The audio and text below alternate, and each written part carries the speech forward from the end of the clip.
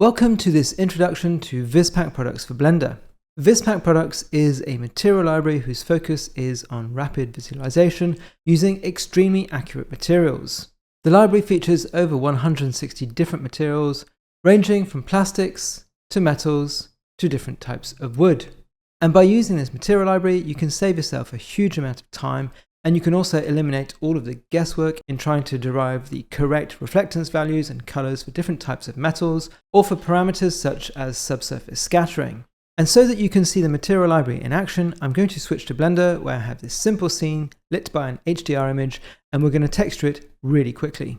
So the first thing I'll need to do is to reveal the asset browser. So I'm just going to hover over this partition here. I'm going to right click and I'm going to split vertically and just create a panel over here, which I'm going to convert to an asset browser. Now that is going to show all of my assets. So I'm just going to narrow it down to VizPak products.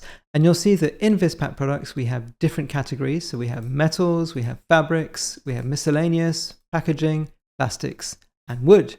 So let's start with the wood. I'm going to add a wood material to the record deck. So let's select cherry varnished, and I'm simply going to drag and drop it onto the record deck, and you can see that immediately applies the material to the mesh. But I would like to edit the material, so I'm just going to select this mesh and I'm going to go to the material properties.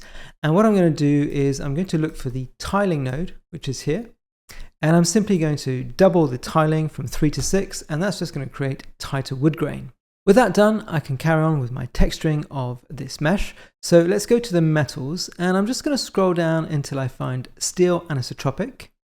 And as it happens, there's two anisotropic steels I can choose from. So I'm just going to start with the first one, and I'm going to drag and drop it onto the platter.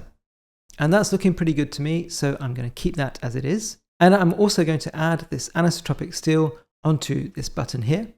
Next, I'd like to texture this tone arm, and for that I'm going to use steel brushed. So let me scroll down a little bit more, and here is the steel brush material.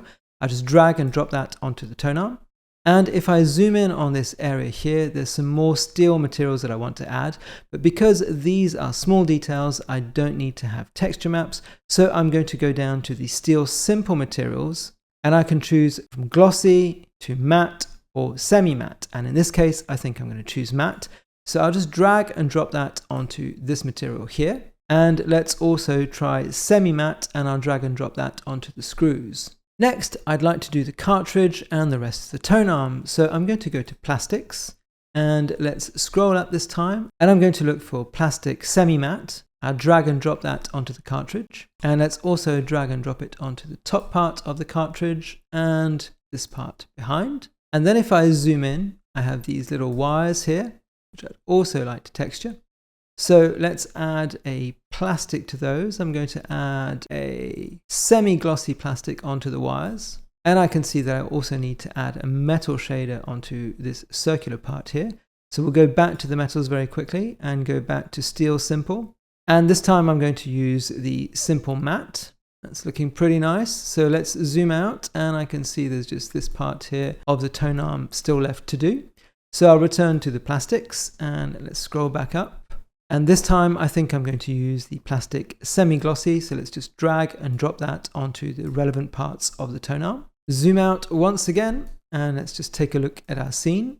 The last thing I'd like to texture is the vinyl LP. And as it happens, I have a vinyl LP material in my miscellaneous section. So I'm going to drag and drop that on top of the record. And you can see that literally in a couple of minutes, I have textured this entire scene. So let's take a look at the render in cycles. And as you can see, the render was looking pretty good in Eevee, but it looks even better in cycles because cycles has full support for anisotropy and other features.